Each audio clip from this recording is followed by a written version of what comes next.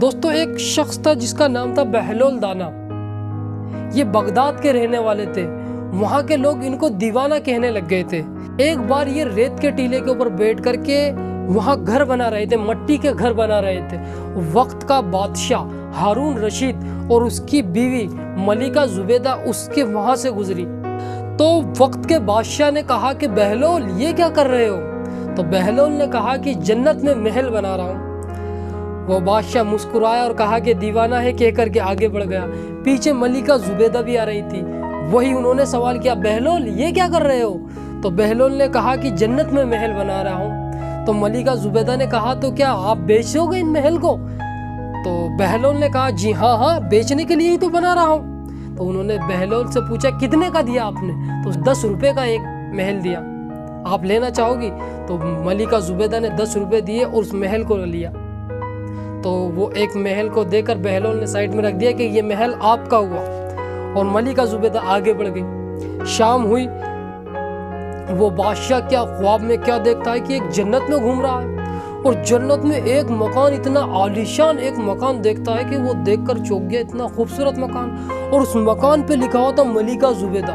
وہ دیکھ کر کے خوش ہو گیا کہ میری بیوی کا اتنا خوبصورت محل۔ وہ جیسے ہی اندر جانے لگا تو گیٹ پر داروغہ نے اس کو بھگا دیا۔ نہیں، تو انہوں نے کہا میری بیوی کا مکان ہے کہ نہیں یہاں کے رولز کچھ اور ہیں، یہاں جس کا نام لکھا ہوا ہے یہ محل بھی اسی کا ہے۔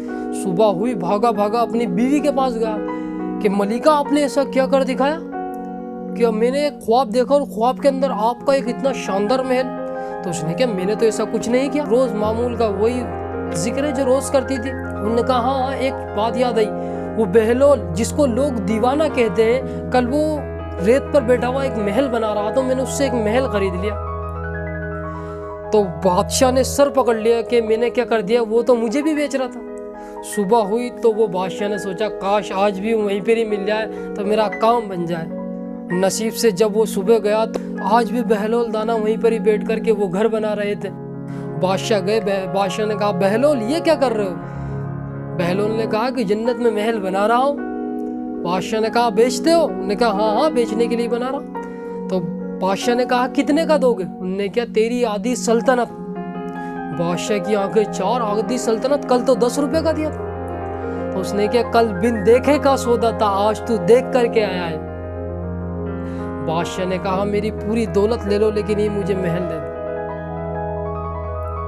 تو اس بہلول دانا نے کہا کہ یہ محل بھی تیرا ہوا اور یہ تیری دولت بھی تو لے لے، میرے کسی کام کی نہیں، میں ہوں، میرا مولا ہے بس۔